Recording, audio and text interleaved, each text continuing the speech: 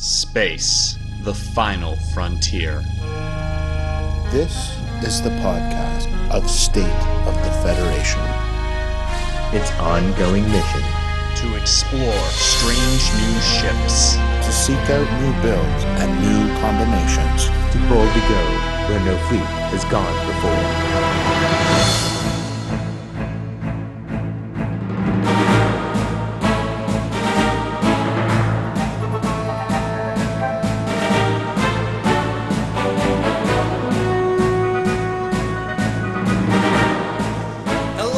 Citizens of the Federation, and welcome back to another episode of State of the Federation.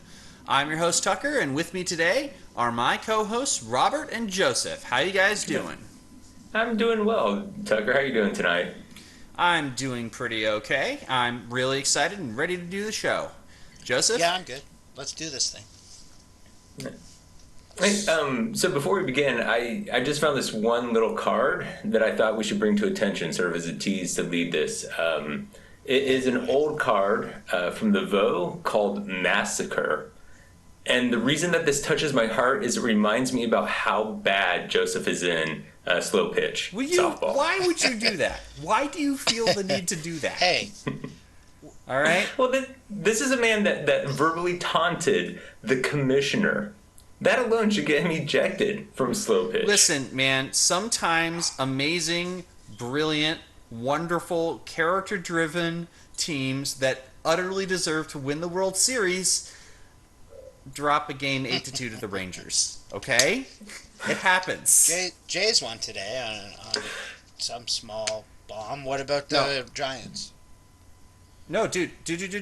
That's actually really important. The Jays won today against who? The Yankees. Meaning that the Red Sox maintain their 4-game lead in the AL East. That's important. The Yankees are going to drop off.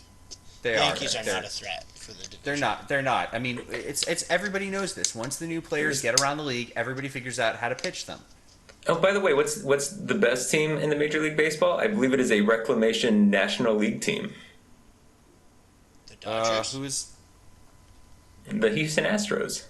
They're an American League. They're an American League team. They are from the National League. Yeah, no, they're not. Yeah. They're from the American League. They went and slummed it in the National League during their dark years, and then they came back to the light and embraced sound baseball tactics and are now a great team again.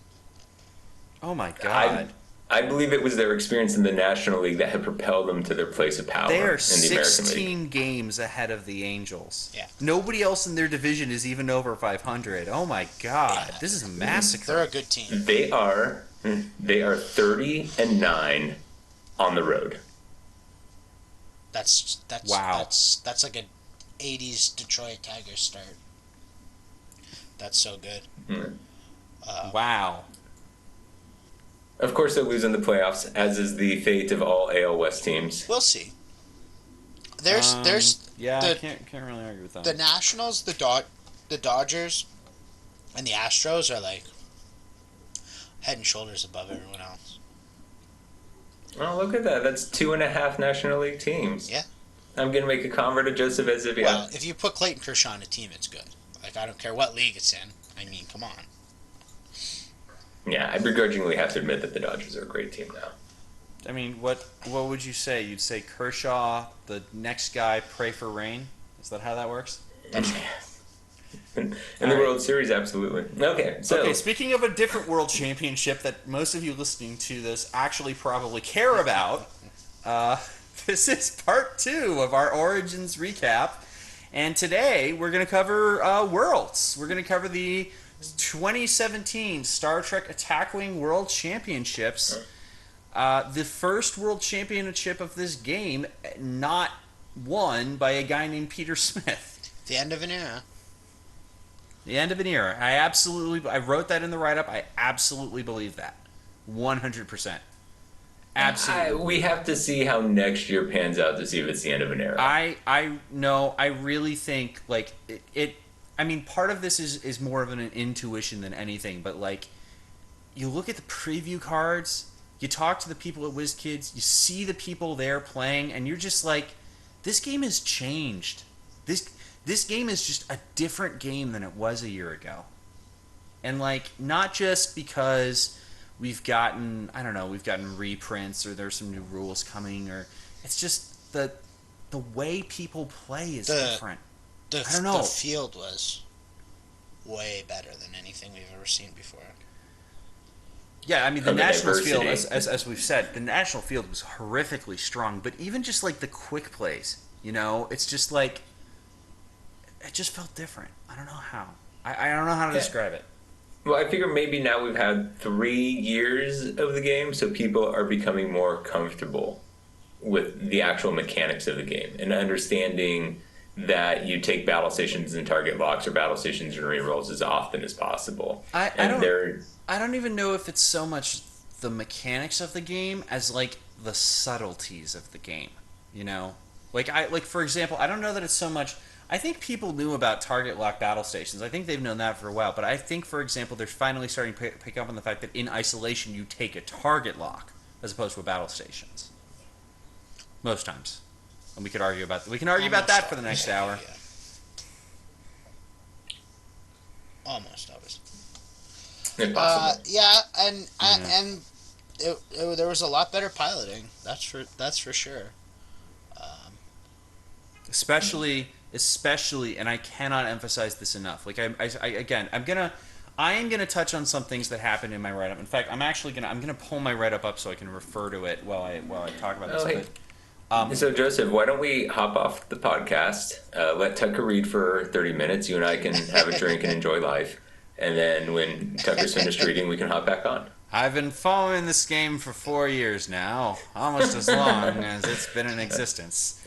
In that time, I've seen it go through a few edges and shifts. Sorry, I don't know. It was a balmy and overcast day. The humidity was a little higher than normal, causing my clothes to slightly stick and feel a little uncomfortable. Oh my God, it's so. But walking into that condensed, cool air of the convention center, I knew today would be a different day. Oh my God, Robert, if you could say one possible thing to prove that you were not there this year, it would be the idea that it was cool and condensed in there. It was gross. It was hot. Really?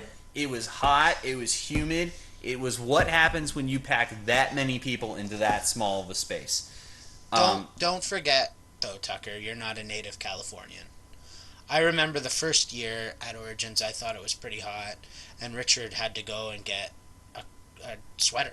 Yeah, no, that is absolutely the case. It was much hotter than it was in previous years. Also, by the way, keep in mind for those that don't know, I was born in Boston, and I spent some time. I graduated college in Annapolis, Maryland, so like. I know what humidity is. Just because I'm from Southern California doesn't mean I don't actually know what humidity is. And it was humid in there. And ladies and gentlemen, this is why you can tell we have very little to talk about tonight. Listen, I'm trying to set the stage, man. All right? But it's so important to understand what happened. Like, you have to understand the environment. Because this was a group of people that, I mean, you could just tell everybody was on their last legs. Like, this was a group of people, the vast majority of whom had played. Nobody dropped out of all of the 26 people. Everybody stayed to play the entire thing, except I think maybe one person.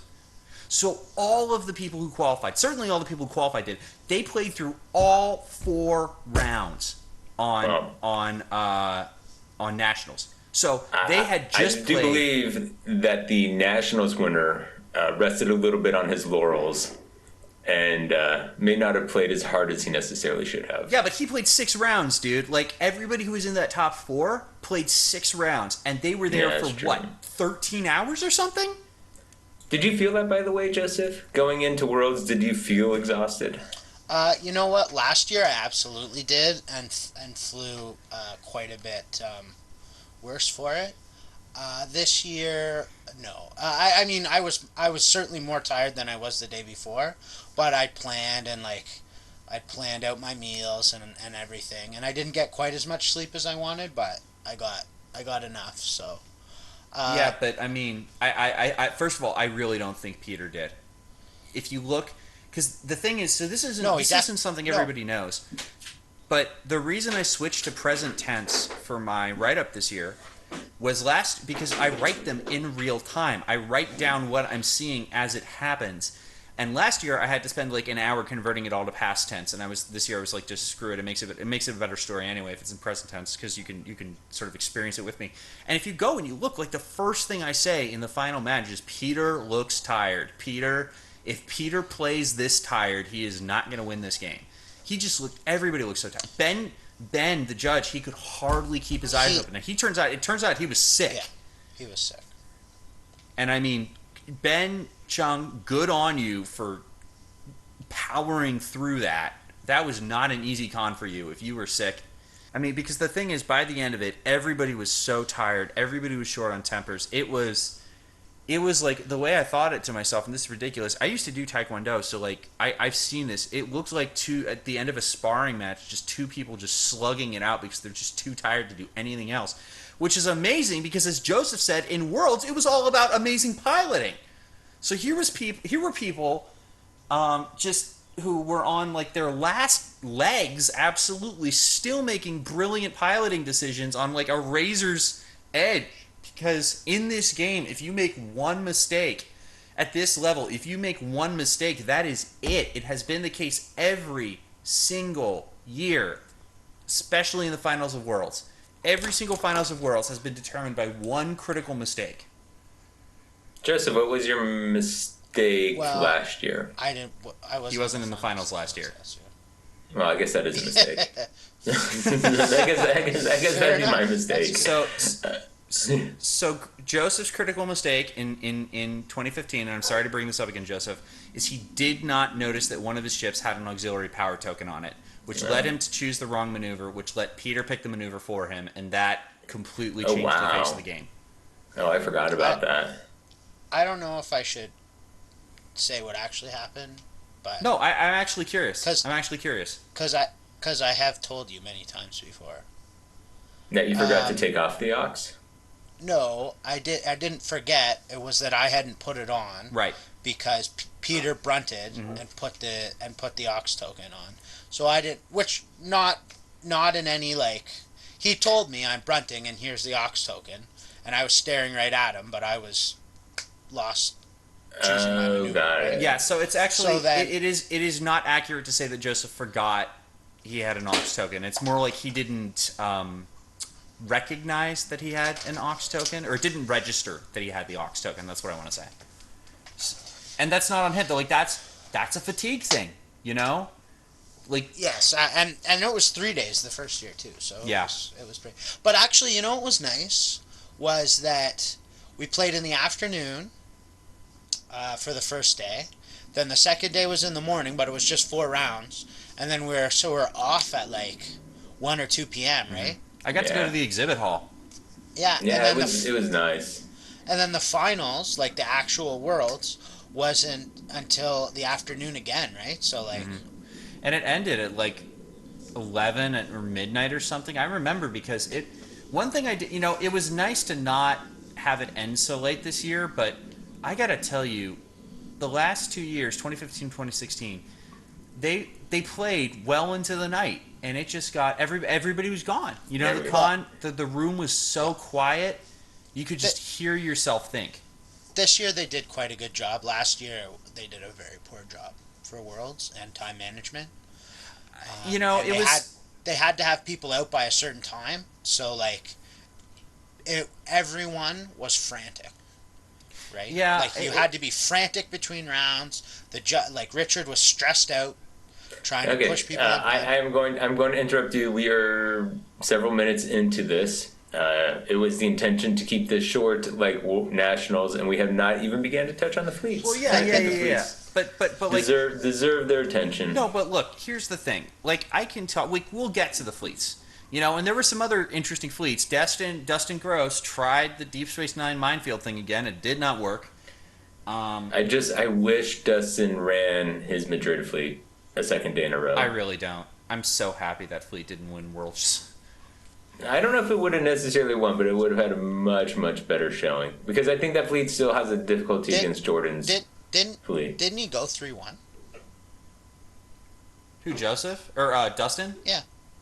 He made the cut to Nationals. At Nationals, he made the cut to Worlds. He was in the top 4, obviously. He was 4-0 at Nats, but he didn't make the cuts to Worlds, but I think he was 3-1. He was. No, He was so you're saying 3-1. He did not have enough fleet points to qualify. He was number Right. 5. Yeah. Only the top 4 advanced. He was number 5. Again. Oh, wow. And last year, too, he was 1 rank off making the cut to Worlds. Yeah. I guess for me, I run similar builds to his DS9 build, and so it wasn't unusual to me to see it. And the Madrid one was so unusual that I appreciated his creativity on the first fleet. I know. I just think that it would have been the worst possible thing for the game if that build had won Worlds. You mean like if the Worlds ended at a score of 1-0? No, that's very different. That was a defensive-minded build that a good pilot knew he could not beat, and the only advantage he had was that it was underbuilt. This is the problem. It's like, this is the thing I have tried to convey, and I tried to convey so much in my writing about the Finals of Worlds 2016. It is so hard to explain how good that game was, because it just doesn't. It was the best maneuvering I've ever seen, bar none. So Joseph, real fast, recap us on what Dustin's fleet was. For Worlds? Yeah, for Worlds. It was Deep Space Nine. It was a shuttle that would dock on Deep Space Nine. I believe it deployed the mines first and then docked. Yeah, something like that. And it would deploy the mines in the... So Deep Space Nine can attack range 2, 360, and then it has 3 arcs where it can attack to range 3. So he put mines between the blind spots of range 3. And then he had... You can't modify the agility of a space station, so someone like Sulu wouldn't work, but you can let it roll extra defense dice. So he had a ton of defense dice on Deep Space Nine. And then what was his third ship, Tucker? Was it the Prometheus? It was a Stargazer. It was a Stargazer that would basically just rock back and forth.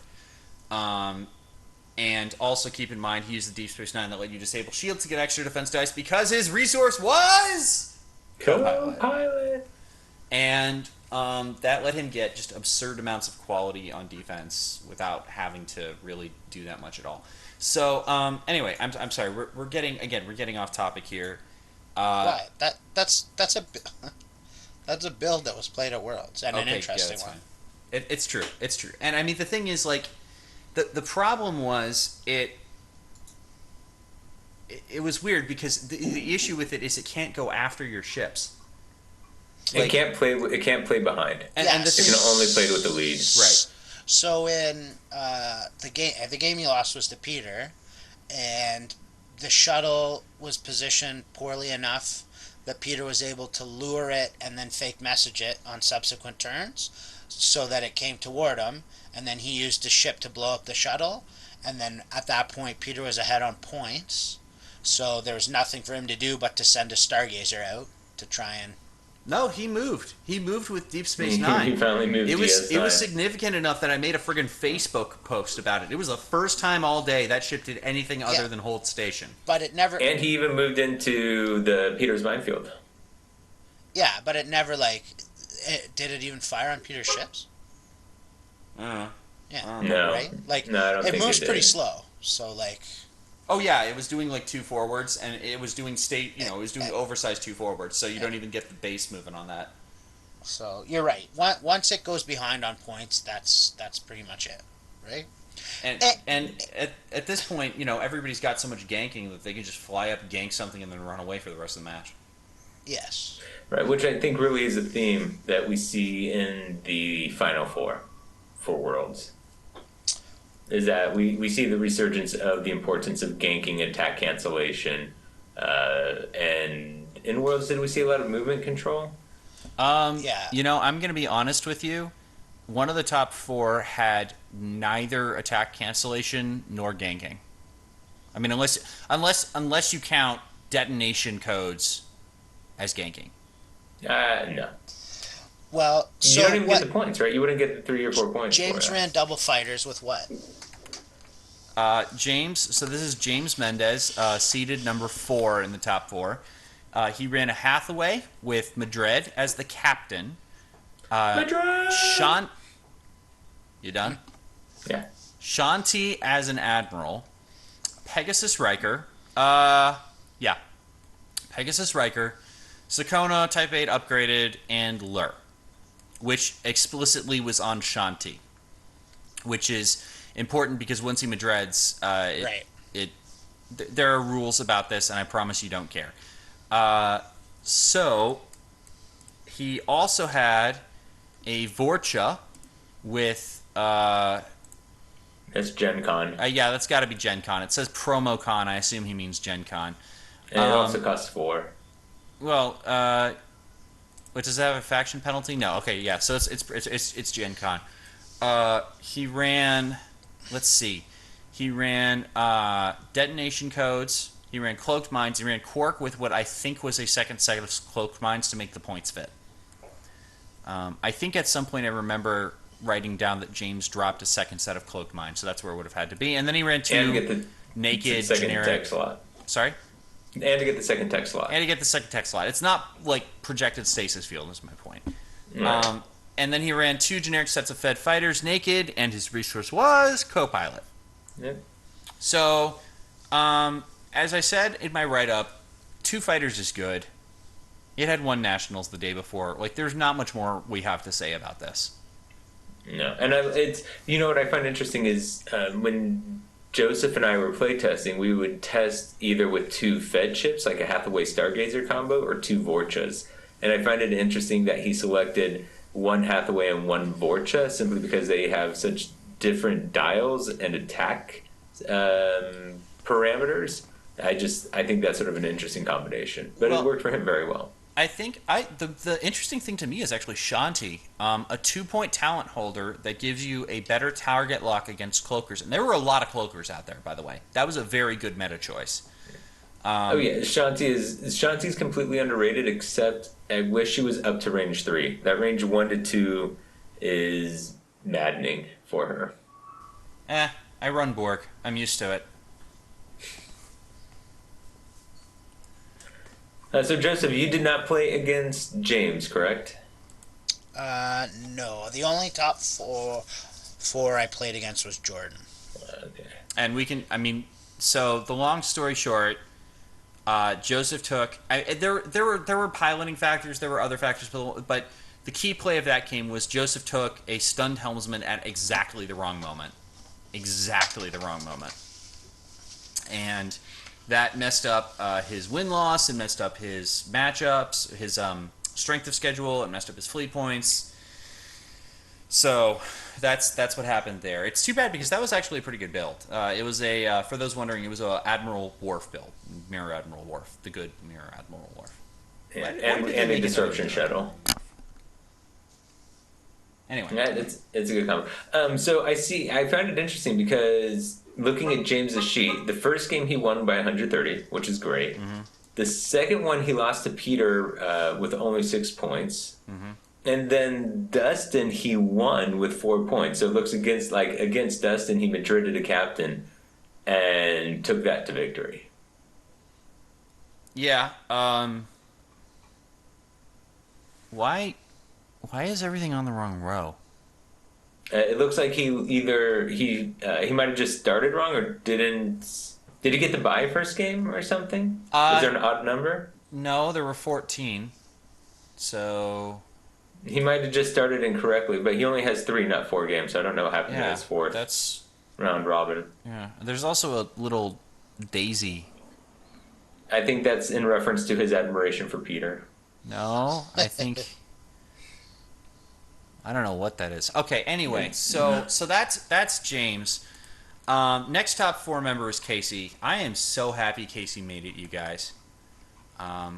This is his. So James Mendez, who is in the top 4, he was the runner-up at 2016 Chicago Regional. I think Will Sanchez beat him, right? Sure. Who's this? Sorry. Why not? James Mendez. The runner-up was I'm not sure. Robert Chess was the runner-up at 1 to Will. Oh yeah, I might have been thinking of. That's right. That's right. Robert Chess was runner-up 2015, and then James Mendez was runner-up 2016. I don't know who won Chicago in 2016. It might have been one, it might have been someone else. Okay, so might still have been Will. Anyway, Who did Will play in that Borg match-off with the planet that I think he had? That was Robert Chess. Oh, interesting. Okay. Borg match-off with the play. You might also have been thinking actually of Worlds 2015. One of the regionals was attack canceling tactical cubes in a show. I think they both had appnexes or something with Martok, and they were trying to push each other around the planet. That's right. Yeah, that was 2015 because that was back when Borg still had range 3 and good movement. Okay, So anyway, that's James Mendez' qualification.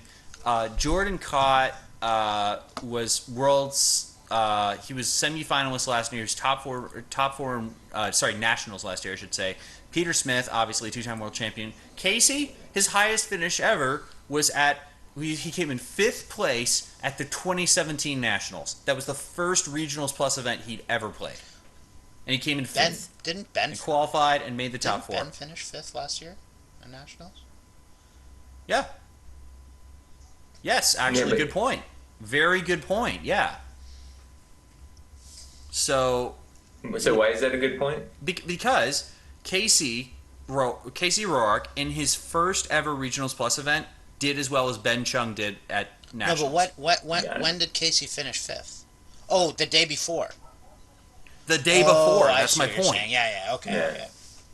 So he literally, like, his first major Regionals Plus event, he's like, whatever, come in 5th, no big, just missed the cut, barely missed the cut. And what was his Nationals fleet?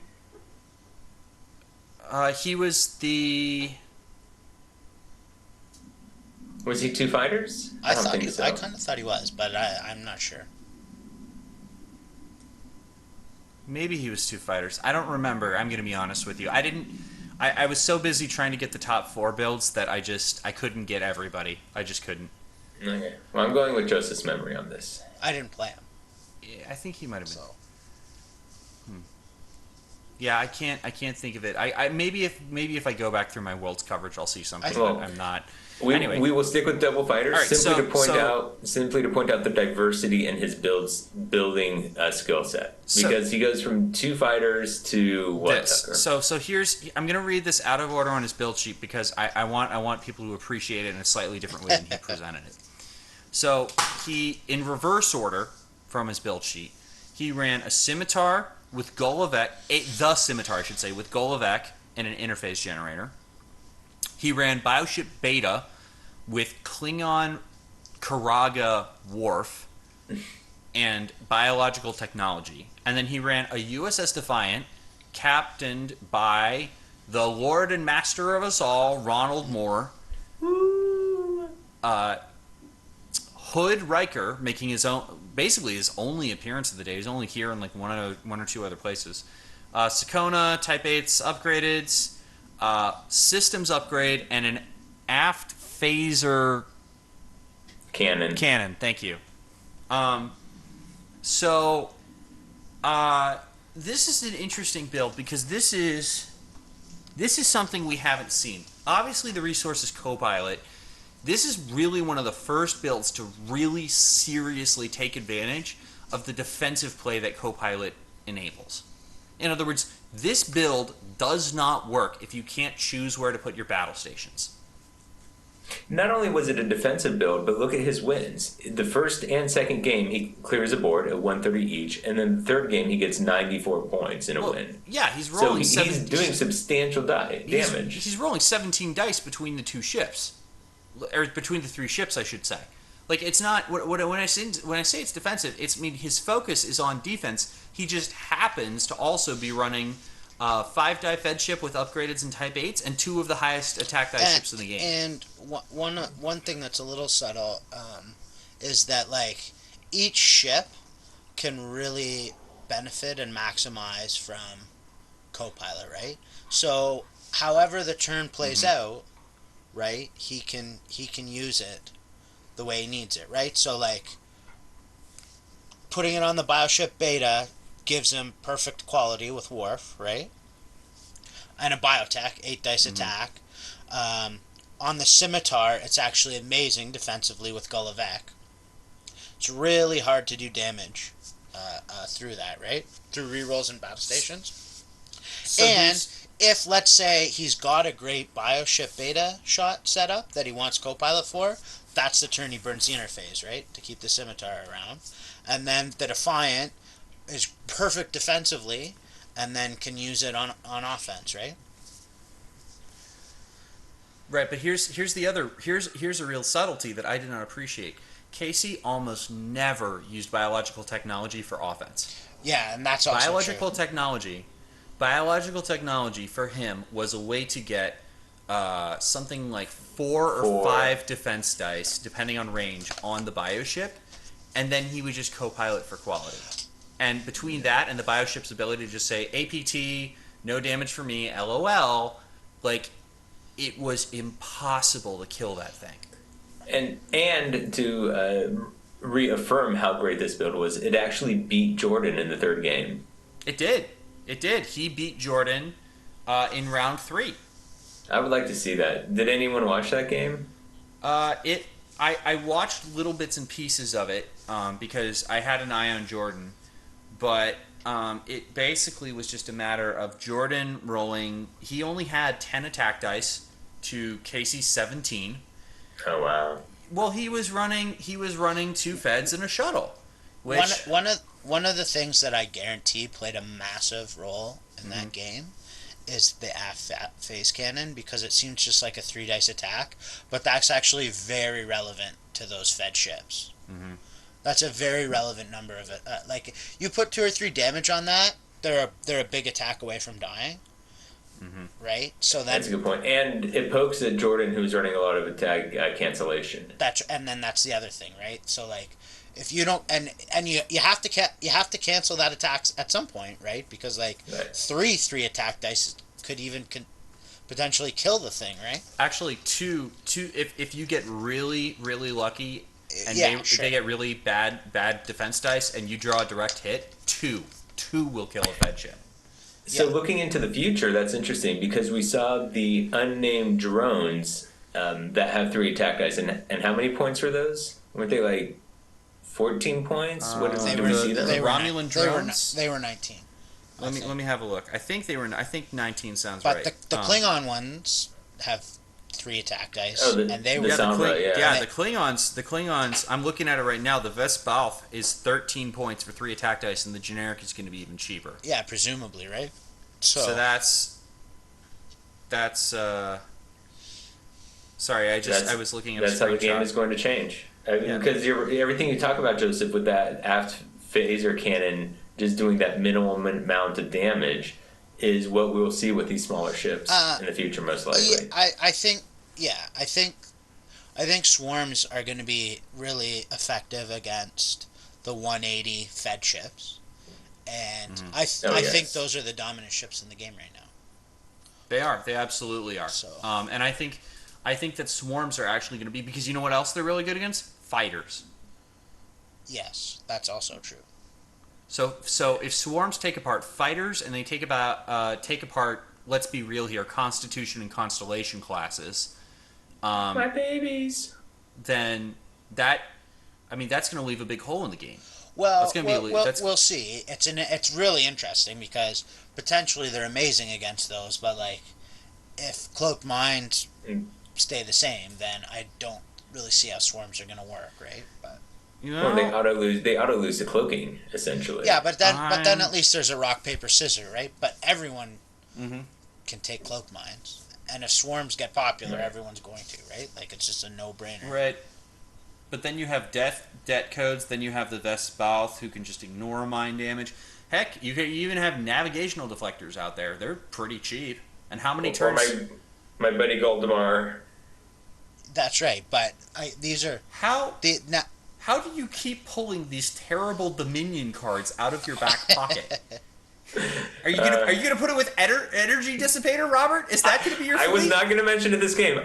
This episode, I set out not to mention it. Thank you, Tucker. Well, I was being very conscious there's of a that. reason But go ahead. why. If we can take a brief pause here, which is not from recording because I want the people to hear this.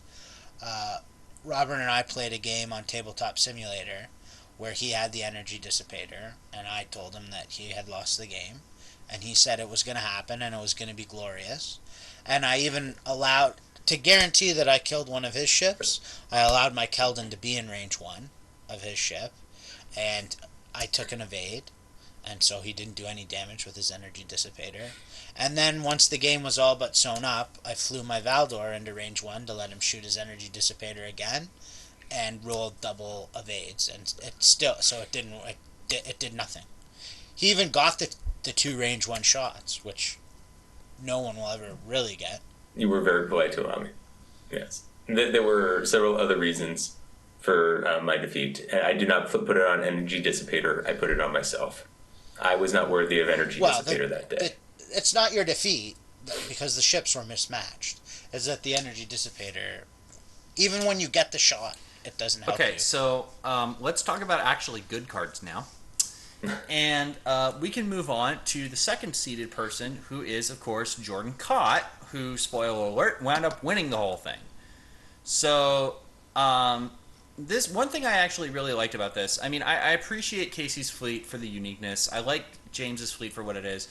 But well, sir, also the other thing about Casey's fleet is the simplicity. Right? And these are outside of Sakona, this is something anyone can build. I guess maybe Riker too. But well, just throw in something different for the Defiant. I mean, the Defiant is easily the part of this build that is the most, bluntly replaceable. Like, you could run something else here. I don't think disagree. that's true. It's a tank, man. It's so hard to damage. Because what's it getting? It doesn't take crits. It's getting. Right, so you're never going to get crit on it. Right, but it gets 2 natural evade dice. It has a great dial. My point is, okay, you could. There are other things that would work in this role. You could very easily, for example, start with. Is he using Quark anywhere? No. So you could start with Vorcha interface, Quark for interface. No, that's totally different. Yeah, no, he gets so much quality on his evade dice here. And by the way, that's more points already. Yeah, this is only 34 points. Yeah. His US Defiance 34. That's amazing. No, actually, Vorcha. It's 34 exactly. Vorcha. It's 33. Is 30? Yeah, so it's 33. Yeah, so it's less. It's 1 less point. Yeah. But man, not as durable. Not even close. And not to even durable. attacking with quality because you're always having to take that cloak each turn. I guess. I mean, I guess for 34 points, actually, you're not going to do a lot better. That's really true. I keep forgetting. This is the thing. Like, this is the thing. I don't know if anybody else was mathing this out. The Defiant, this is the thing that keeps escaping me. This is a 34-point ship. It's so cheap. And like, throwing 5 attack dice. How many evade? We have 2, 3, 4 evade dice. 8 durability because of systems upgrade. What? Yeah. What's the 4th evade dice? Riker. Is it more? More in Riker? Defiant has 2 base. Oh no, it's Riker gives 2 when Riker Ronald Moore's done. Yeah, and 2 battle station conversions. Yep. 2? I think it's just 1. When your captain's disabled. And Ronald Moore gets disabled immediately. Right. Yes. That's why he has him there. Right. Of course. I didn't even think about that. Yeah. No. Okay. There's a lot more subtlety to this than I was giving you credit for. But well, that's a little frustrating just because a lot of those cards are going to be pretty hard to get at this point. I mean, it's a what is it? It's a Hood, it's a Lakota, and it's a Gavroche. Yeah, that's pretty rough. And yeah, that came out. Yeah, you're right. Sakona's the only hard thing to get, but a lot of people have Sakona. I don't mean. Well, I'm counting expensive as hard. Right, no, but a lot of people have that. Well, yeah, but what I'm saying is, if you're starting tomorrow. I agree with Joseph that most players have one set of system upgrades and upgraded phasers and Type 8s. So what's great about his fleet is it really is something most players have access to. I really don't agree with that. If you look at the Facebook community, I really don't agree that most players have those cards. Well, who knows? People will complain about anything. I know, but like I honestly, and even if you just look at the fleets people are running, like I feel like if people had them, they'd be running them more. But look, that's neither here nor there. I do want to talk about Jordan's build because this is, man, this is one of those builds where you just look at it and go, I don't know what I would do better here. It's the Teeny Prize with Young Core, Ibix Dynasty, Sakono, Crew Wharf, because of course, Deanna Troy, Lee Nallis, Tac Station, Upgradeds, Type 8s, Photonic Torpedoes, and Charging Weapons, because those Charging Weapons is free and fills a weapon slot, and Photonic Torpedoes is cheap. It's cheap, but why did he? Maybe he just wanted to fill out For the points. Ibix. It's for Ibix Dynasty. Yeah, but you can run. There are cheaper things you can run for Ibix Dynasty here. Well, they're all 0 at that point, so it doesn't matter what he grabs. No, Photonic Torpedoes is. Yeah. Oh, you're right. I'm sorry. I was thinking of. You're right. That's 0. Yeah, so it doesn't matter what he grabs. And I guess the Connie doesn't have a rear arc, so he might actually shoot them at some point under extremely desperate circumstances. So I don't know. And then his next ship was the Mirror Fed Defiant, the NCC 1764, with Gen Con, Admiral Q, Think Fast, Conditional Surrender, Jennifer Sisko, Starter O'Brien, Upgraded Phasers Type 8s, and Cloaked Mines. And then he had a shuttle with Zek as a captain, pretty much as a talent holder, for Diplomacy, and then second of 5, Quark with a projected stasis field, and Agony Booth, which every so often you find cards that you're just slapping your head because you didn't see the use, mostly because Jordan Cott is playing them. And Agony Booth is one of those for me, just because I always poo-pooed it because it's like, oh, you have to discard the crew. Well, it's great if you have to discard the crew anyway, as it turns out.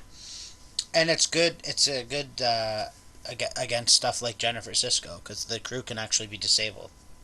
You still get to use it. Right. If they decide to Gen Sisko your second of 5, you can. Yeah. Or if you pair this something with Mirror Kirk, where you're disabling crew members to gain benefit. Okay, but please don't do that. Unless you want to win. No, you've got that backwards. If you want to win, please don't run Mirror Kirk. He's talking about moral victories, Tucker. You always have to. Sometimes you have to just take the high road. That's right. I gotta tell you like something. Mirror Kirk did. What? That doesn't even make sense. You heard what I said. I heard it. That doesn't mean it made sense. He was a great man. Just because we're all on this podcast does not mean we're all from the same universe. That's Joseph, right. do you have a goatee? Well, no, I have a beard. No. I have a goatee. I am the only one here with a goatee. Yeah, and you're from the Mirror Universe. Robert's from this one, and I'm from the Crazy Riker one with the Crazy Riker beard. So We all have our own place. And I wish we had a Kirk like the Mirror Kirk and that, and maybe the board wouldn't have taken over. You ever planning to head on back there? I am so glad that we stay focused on our podcast. Okay, I'm sorry. That's what, I'm sorry. I got it, guys. I have to read you guys a Facebook message that David Montgomery sent me today or yesterday. I forget which. Okay, you ready? Go. Here we go. Yeah, it was today. Next time we're in person together, I'd like you to sign my "We Won't Go Back" card. Nice. And you know what I'm going to do, David? If you're listening to this, yes, I will absolutely do that if you sign one of my Warp Core breaches. Nah. Well, there you have it. Oh, the community plays so well together. No, and then I'm going to go ahead. Next time I see Robert, I'm going to get him to sign an interface generator. Not an interface generator, a energy dissipator. I would rather sign your Madrid. Yeah, I know you would. That But one you're might gonna actually see play. You're gonna get to sign. And you know what? I'm sure Will Sanchez would rather I have him sign my Wayun, but he's getting a superior intellect. Well, that's well deserved. But Robert's hobby horse really is Madrid.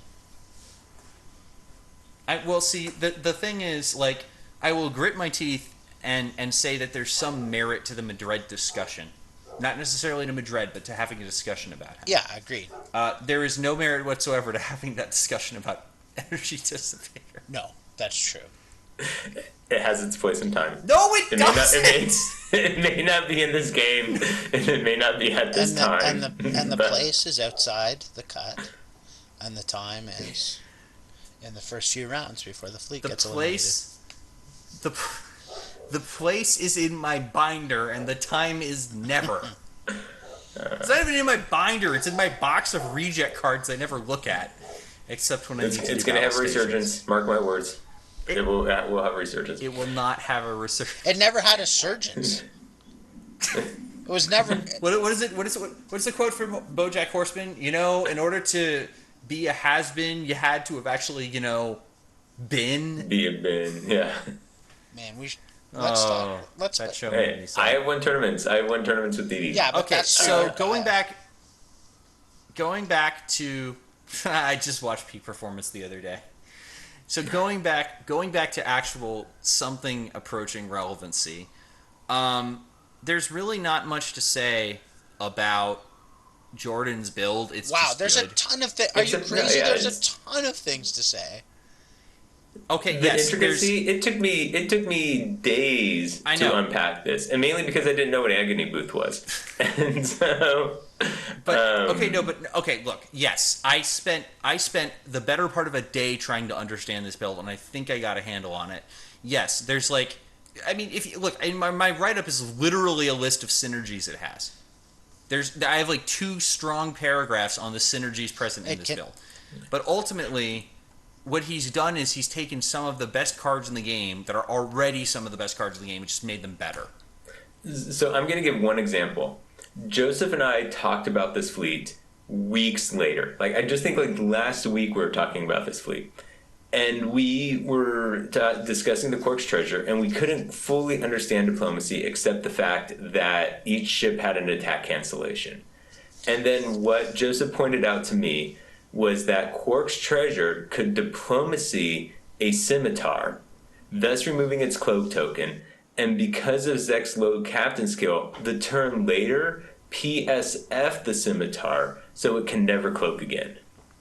And it will lose its interface generator capabilities. That is brilliant.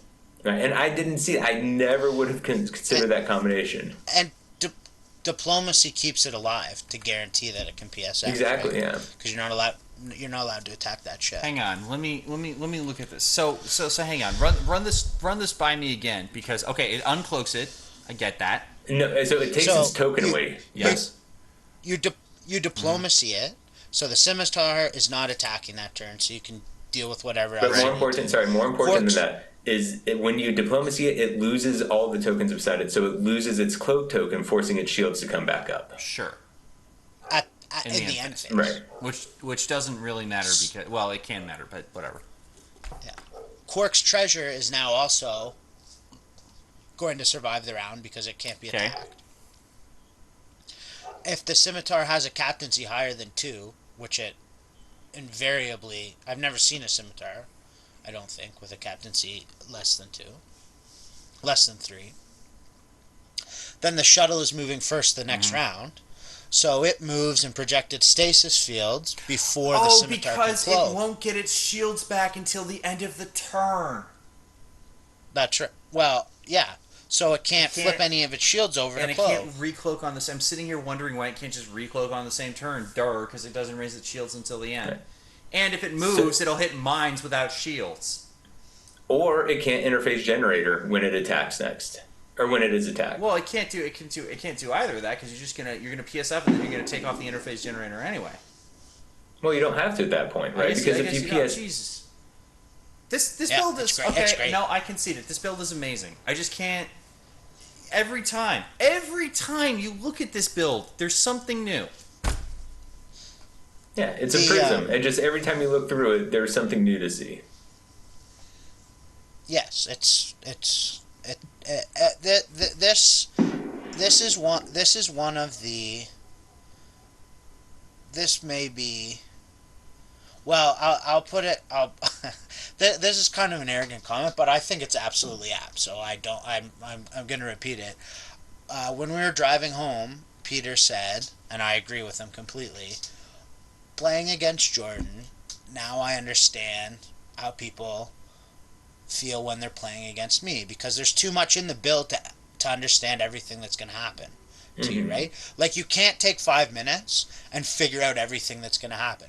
So now it's a very stressful game because you know stuff's going to happen that you haven't accounted for, right? So here's can I also just, because the resource is Copilot, which we didn't say, but can I just point something out? By the way, this is the thing I didn't put in my write-up. So Core 8, right? There's 4 crew on that ship, right? Mm-hmm. Yeah. To start. Oh, you know what? I'm sorry. I was doing this wrong in my head. I'm sorry. Never mind. But like my point was, yeah, no, I was doing this. Okay, so Core 8, right? He's got that, and then on the other ship he's got Think Fast, which is point filler. Except it's not. He could he could bump with both of his ships and still get 5 dice worth of 6 because they're range 1. So 5 dice worth of attacks with full quality and 7 dice worth of attacks with battle stations. Think Fast just gives you an extra die. Yeah. Oh no, because you could only co-pilot one of them. Right. Yeah. But like you could still you could hit with one and still have full quality. Basically. And he's getting and twice he's getting battle stations on his tiny prize through Deanna Troi because of Lee Nihilus. Yeah. So it's doing 2 things. Right. It's if they've got gankers, it's keeping Core around, which is he wants to the most, right? Or Worf if it's a crew ganker. That's right.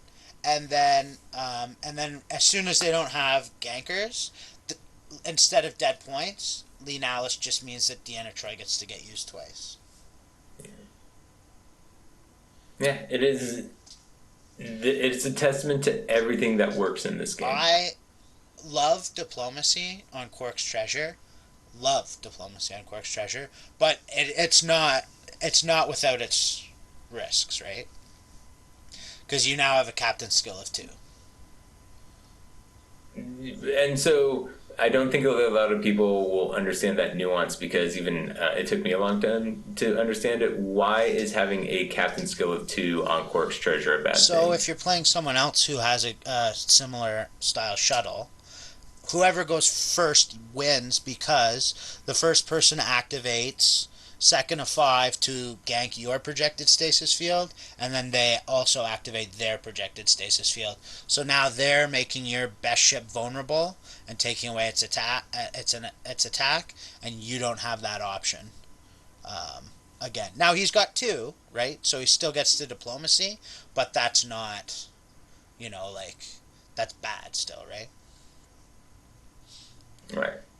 It requires him to basically come back from it. Which he very well can do, depending on the positions of the relevant ships. But it requires him to do that. It's, in baseball, there's an expression that in a close situation, in a high-stakes game like the World Series or something, if a third base coach is deciding whether to tell the base runner to run home or not on a close play, the answer is you send them home because you force them to make the play. That's right. In other words, it was that folly that cost the Royals against the Giants in Game 7. Yeah, and I mean, but the thing is that philosophy is not without risks. But the fact of the matter is, no, the Royals didn't here and lost. Correct. Yeah, that's my point. Because Tucker's saying you send the person home. Agreed. And my point is that because they did not send the person home, they gave up that game. Sure, actually, that's true. I'm sorry. I had I was busy at the time of that World Series. I was in grad school. Anyway, but my point is, with Quark's Treasure, if they come at you with their 0 skill Quark's Treasure with this build, you have to play this right, and you can. You absolutely can if you know what you're doing. But if you screw up, they're forcing you to not screw up, and it's very easy to screw up in this game. That's right. Right. Especially what Joseph mentioned, which he has told me repeatedly and true, is part of winning this game is giving too little time to your opponent to understand what you're trying to accomplish. And I will say this also, this was a brilliant choice to bring to Worlds. Why? Because everyone was tired. Even if, I mean, look, this is a build where even if we had gone in entirely fresh day one, the minute we all got the Origins, we would not have done well. Anybody would not have done well against this because they wouldn't have understood it. But he pulled this out of his hat. Jordan Cott brought 3 builds plus. He might have bought more than that. The build he was didn't playing. have much. He didn't have much more because the one thing that this build is bad against is or potentially bad against is double fighters. Well, see, no, but here's my thing. Joseph. He had at least 3 builds with him. He had the Constellation Vishtosh Couture build that I talked about on Battle Station. That was a quick play build. Yeah. He might have had something different on the Thursday quick plays. I don't know. I wasn't there. He had a third build. He didn't run this for Nationals, did he? Right? He ran a different one. It was the same, except because he knew, like I knew, so we were trying to like jockey around each other. So he had his Quark's Treasure. Instead, he had a Romulan science vessel that he could get the captain's skill to 0, because he was gonna. If I ran a shuttle, then that would have been at captain skill 1. Then I would have been. Yeah, Joseph, actually, since you played Jordan, why don't you walk us through that game against him? So I played him both days. The difference was the science vessel and Quark's Treasure. This is like the shuttle is better because shuttles are just better than like the science vessel had Romulan pilot, so that bridged the gap a bit. But being able to launch at range 1 and then move in, right, gives you so much range and you can be so precise. But the weakness here is the captain skill, whereas the Romulan science vessel didn't have quite the precision, but it was captain skill 0, which is awesome, right? Right, and I mean that completely changes the tenor of the build, because really when you get down to it, this is 2 good ships with very good things on them that are incredibly synergistic, but ultimately the Defiant has Cloak Mines and Jennifer Sisko, and there's some attack cancel. Oh, I guess there's Deanna Troi, but like the vast majority of this disruption in this build comes from your support ship. Well, he also has Miles O'Brien on the Defiant. My God, That's right. He can do 4 ganking type effects in a turn. Yeah, he comes at you from all sides. He has attack cancellation on every single one of his ships. He just can't. Right. He has 2 attack cancels on the friggin' shuttle. I just can't. There's no way to wrap your head around this build. I'm not even sure. I'm shocked he could play this build correctly.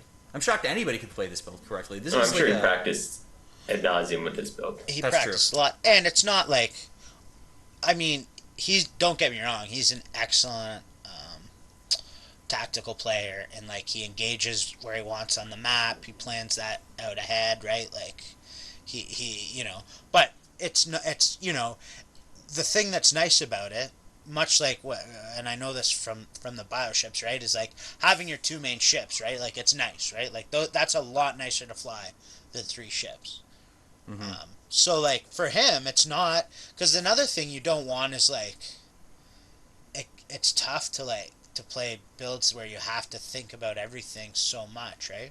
Mm-hmm. Because one thing I would actually be remiss to add, the card I actually thought was the most interesting across both days, across both games, was Admiral Q. Yeah, no, it was amazing to me. The first time he did what was essentially a 1 come about with the 1764, I was like, and that's the thing. I have known that Admiral Q can do this forever, right? Like we all knew he could do that. But to see it happen in such critical times was like... And actually what I think makes the biggest difference that he got right in on the ground floor of is it works so well with Copilot. Because a 1 come about is amazing, but like with his core ship, he could do a 4 come about, and if he was willing to dedicate Copilot to that ship, he still has perfect quality on that ship. Right, that's how he did it. I'm trying to remember how he got like almost perfect quality without taking an action. He would if he just took battle stations on one of the ships, he would get basically perfect quality. No, Core gives him the rerolls, yeah, and then Copilot gives him the battle stations. Right, that's what I'm saying. Yeah. So on Nationals, he did a forecome about it, and it was the right move, right? Like, I mean, You take the 4 oxes, but you're going to kill a ship. And you're going to be behind them. It didn't quite work out that way, but yes, that's the idea. So that it to me it was he was saving. What it was really doing was he was saving 2 points off of Forest, and it's worth it, right? Like with those 180 arc ships, because I mean he's not going to do that with the shuttle. Then that was pretty much it's pretty much as good as Forest. You know, it actually pairs very well together is what you guys are talking about with Core, Admiral Worf, and Copilot. And then if you add Warp Jump in that, you then lose those 4 oxes. That's But right. like, Yeah. first of all, you don't. I mean, this is another thing I'd say. What in the world do you cut from this to get 5 points for warp jump? Right. You know, I'm actually looking at it and I'm thinking to myself, this is going to sound crazy, but what if you... Nope, you can't improve on perfection. This fleet is perfection. No. Because he's... It's not. He is using core. It has Yeah, trouble but, with like, No. No. For what he's trying to accomplish, this fleet is perfection. What if you cut... You could cut conditional surrender on one ship. No, and you can't drop the attack. I mean, the great thing about 3 attack cancellations is you can't focus on one ship. No. Warp jump is an attack cancel, though. That's what I'm saying. No, it's not. That is a very subtle thing about warp jump. 2 warp jumps are basically attack cancellations. I mean, you still don't get to fire, right? So they're still not quite as good. But when you have a warp jump on both your ships, then it almost is, right? Because you're just pulling the plug on combat that round, basically, right? But when you only have one, it's not an attack cancel because they're attacking the other ship. Joseph, I'm saying because the other ship has Ibix Dynasty, right? So that's a 5-point attack cancel. I think it's actually 6 on but no, that's bad because you're leaving it there to get you've got to strip that away anyway. You take right? away the decision from your opponent, right? Your opponent's thinking, do I shoot a both each ship to draw away their attack cancel, or do I focus on one ship, leaving the attack cancel on the other ship to deal with later? And you're forcing them to. It's just like I said earlier. You're forcing them to make the play as opposed to yourself. Because, in fact, we saw that. What am I talking about? We saw this in the finals. Let's talk about Peter's build, and then I can explain why I just said that. Okay, so Peter's fleet it's another 2-fed fleet with shuttle.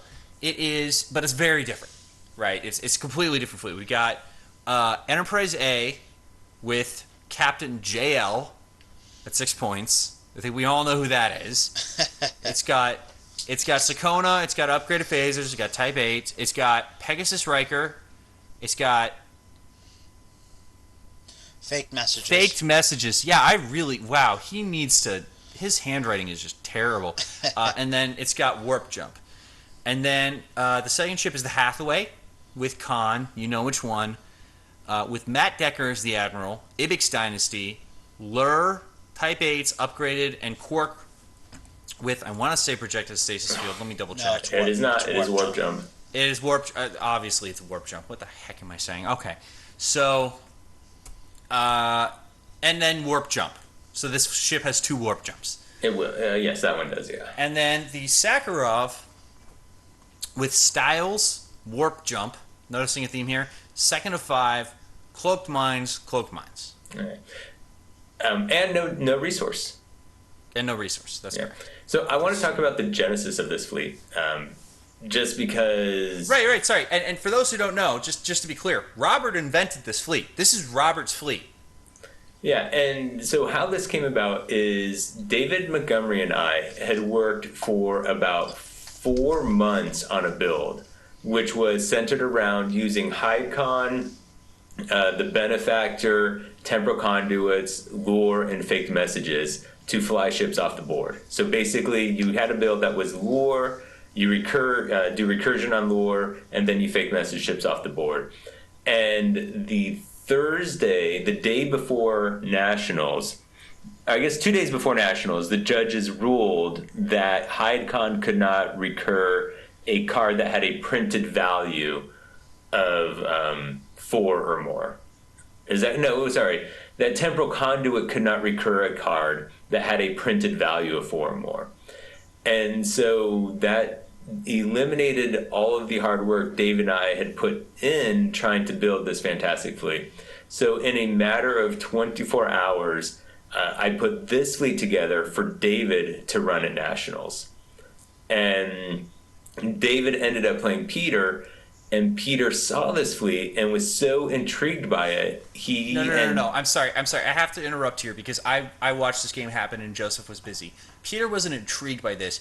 Peter was driven insane by this. I mean, I cannot emphasize, like, I am theatrically trained. I used to work with dance. I'm a teacher. I have studied body movement. He was going nuts. He was literally pulling at his hair. I have never seen Peter... Peter, for those who don't know, is not an emotive person. He's very reserved. At least every time I've seen him. Joseph, you know him better than I do. I don't know if he gets crazy on the weekends or something. But, like, I've never seen him emote this much over, like, anything. And when he got done, he said something to me like, I never want to play against that build again. Yeah. And so that night, he called me up and said, Robert, can I use that fleet? And I said, that's no problem. We spent an hour and a half trying to rebuild it to something that he liked more. And then my God. After an hour and a half, I think Tucker threw something at Peter. Oh, God. No, this was during this sort of get-together that generally happens the day after Nationals. I came by because I like to hang out with the guys. It's the only time I really get to socialize with them as opposed to, seeing them while they're playing. And they were talking about this. I proposed this, and I swear to God, the points will work out on this, you guys. Peter was concerned that this fleet would lose if Dustin brought his captain ganking build back. So I said, okay, this is the craziest thing that I've ever said in relation to Star Trek Attack Wing, and I run Battle Station. I said, okay, what if you do it without captains? And he's like, well, we need learn fake messages. And I say to him, you have crew, right? And he's like, yeah. And I'm like, you're not using a resource, right? And he's like, yeah. And I'm like, senior staff. And I still think, I mean, that build would have been terrible. That build would have been terrible on so many levels, but I still wanted to put it together. Okay, story time over. Okay. I swear. So basically how this fleet works is that the 2 ships, your Enterprise A, your Hathaway, move up with a Sakona. Sakona drops Cloaked Mines to build this web defense for you. And then the A and Hathaway just simply back up from there. And you lure your opponent into that minefield. You spend 1 warp jump getting out of that minefield, and you spend lure and fake messages keeping your opponent in that minefield, coming in behind, taking out their ships. And that second warp jump on both ships gives you the freedom to correct. So if your opponents have a warp jump, you have 2 warp jumps, and you can control the board and control your opponent's ships. And these are just all of the cards that I absolutely adore in the game. And leading into it, by the way, leading into the finals, this fleet did not lose 1 ship the entire game. The only points Peter lost through the first 5 games was 1 captain to Dustin, I believe. Yeah, that was it. I don't think it was to Dustin. I don't think it was Dustin probably had to Madrid in James. his... In fact, he definitely lost the captain. No, to James. Yeah, because Yeah, we have it was we James. have that fleet. We have that fleet sheet. James got Picard. Yeah. So it was just, it is such, this is the type of build that I enjoy playing. And I was so thrilled to see both David play it and then have Peter play it much better than I could have ever personally flown it at Worlds. This is in some ways ultimately the expression of the... So it turns out that back at Modesto in 2016, Albert Shaw. What? Albert Shaw. Yeah, that's what I was going to say. I have a master's degree in Eastern Classics, dude. Anyway, Albert flew a he flew a version of this that was basically a bunch of mines and then a bunch of Kazon ships that would go back and forth and shoot you while you tried to fly through the mines. It was a similar line of thought that led Dustin to create the deep space mine build, and this is sort of the ultimate expression of that idea. So, quick side note, that was also my fleet. Wait, seriously? Yeah. Dustin got that from you? Yeah, well, yeah, so Albert cribbed it from me, improving it. I had different captains on the fleet. I'm sorry. And, if I didn't say that, I apologize. I meant to say that Albert got that from you as well. yes. I meant to say that. Yeah, because I'm a huge proponent of the oscillation fleet behind cloak mines. Right, and I mean, and this is the ultimate form of it, right? Because oscillation sort of pins you into a corner, as Dustin found out very quickly at Worlds. But this, you just teleport away. And the only thing I want on here are power grids or Romulan helmsmen, so you can clear the ox from going backwards. So you can do 2 back maneuvers in consecutive turns. But you lose a warp jump at that point. Wait, Well, maybe is there a way to do the Stargazer instead of the Hathaway? you do. That's the same you point, would do the so. Stargazer instead of the Enterprise A. No, you lose a slot. You lose. There's a slot that you lose that makes it not possible. What about instead of the Enterprise A? No, the Stargazer can't work because it's missing a slot. What? Tech. Okay, hang on. The What Stargazer was only it? has 1 crew slot. Oh, it's missing a. Yeah, that's what it is. No. Yeah, Stargazer's just tech weapon crew. Wow. I guess you could drop down to Picard 8, but you're starting to lose a lot of things at that point. No, and yeah, this fleet has this fleet had a captain skill of 12, so you're ahead of all of your core warp combos. Yeah, that's a big deal. Well, no, you'd still be ahead of it though. They'd get shootbacks for simultaneous fire, but you're Federation. Oh no, True. because they're probably Federation too. So it comes so off. Anyways, I was so happy to see Peter do well with this fleet. Right, but ultimately, so the reason I brought us to this now is, as I was saying, the difference between conditional surrender and Nimbix Dynasty versus a bunch of warp jumps is the opponent has to make the decision on conditional surrender and Nimbix Dynasty, whereas you have to make the decision on warp jump. And Peter had one of the worst possible things that can happen to him, which is he got a warp core breach, and that's not a bad critical, right? We talked about that either last time or the time before. The worst critical in the game to get a stunned helmsman in terms of game mechanics, but in terms of the mental energy it takes to make decisions, warp core breach can be a problem if you have something like warp jump. So Peter ultimately decided to not warp jump. He took a risk because he said to himself, well, what the heck, this ship might die anyway. And for various reasons, that was the wrong decision, and that was it. Yeah, That and was what he also the forgot. play that made the difference. Yeah, what he also forgot, because Jared's fleet has so many moving parts, much like Joseph called him forgetting Jared. What? You called Jordan Jared. Jordan, sorry.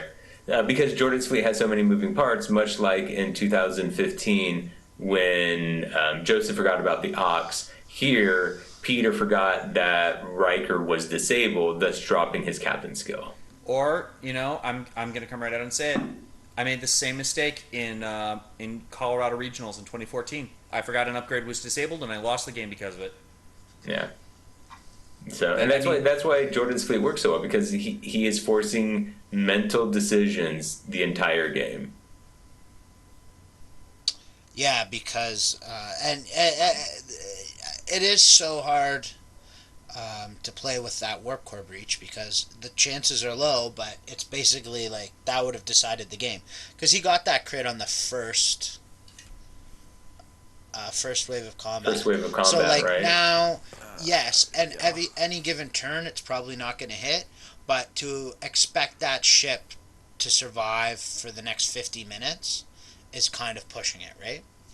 Like, it takes 5 rounds for the odds to hit 50-50, and that was a 5-round game plus. It only takes that's right. one So roll a to kill the ship. 50-50 shot, which means you're gonna lose, right? Like if that ship just goes down, right, to the warp core breach, you're gonna lose. So if you can trade it, Yeah, And I mean, you're gonna try and start making decisions toward trading it. right. But I will say this. I will also say this. It says in my write up, on the start of the next round, basically after he gets the warp core breach, Peter rolls for the breach. Oh wow, it's this breach. I need to fix that. Peter rolls for the breach and gets a hit. Lord, that crit is nerve wracking in play. So the most tense moment of this entire tournament, because the Peter on this round, this was the round Peter didn't warp jump and then it died. So he only rolled that die once, and that was the most tense moment of the entire Origins. Was everybody just holding their breath, waiting to see how that warp core breach would come down. so, Joseph, did you and Peter talk about that game at all? Oh, and also as a plug to War Core Breacher David Shipyard, the game is actually posted for you to watch, and I highly recommend everybody to go watch that game. And so, Joseph, did Peter have any insight into the game while you guys drove home? Well, that warp core breach was, it's just a tough thing to play with. And in Peter's defense, I think he played with it better than pretty much anyone else would have. But it certainly did lead to what he said himself, and is undeniable, that it was a mistake, because obviously a ship just got blown up, right? So if he doesn't have warp core breach, he's warp jumping that ship out that turn without question, right? And then if that happens, it's a snowball, right? Like the game is essentially over in his favor, right? If he just has 2 damage on that on the Enterprise A instead of a warp core breach, then the game is basically over at that point. So Joseph, we're almost out of time here, but I have one last question for you. Because you said, if the Enterprise A takes 2 damage, Peter basically wins at that point. If he takes warp core breach, what happens? What happens if the Enterprise A gets a stunned helmsman in that moment? On that first round of attacks? Mm-hmm. Oh, then he's... it's bad because he's got to make it doesn't clear on its own, so he's got to make an attack to clear it, and it's pretty hard to get arc without Jordan's ship having arc on you, right? Yeah. So that's also really bad, but it's way better because now he also has the warp jumps, so I think he can just warp jump away, have Jordan out of arc, and then clear. Right. Well, he's probably not gonna have Jordan out of arc, but the thing is that if the Enterprise A isn't a ticking time bomb, the shuttle is dead, right? Because it's in the middle of the cloaked minefield, and at worst, the Hathaway can stick around to kill the shuttle, right? So like, now Jordan's behind on points. Peter can probably win that game without ever firing again. That's true, and ultimately, it puts the decision back on Jordan, because Peter still has to line up a shot to clear it, but Jordan has to get him back in arc in order to seal the deal. That's right.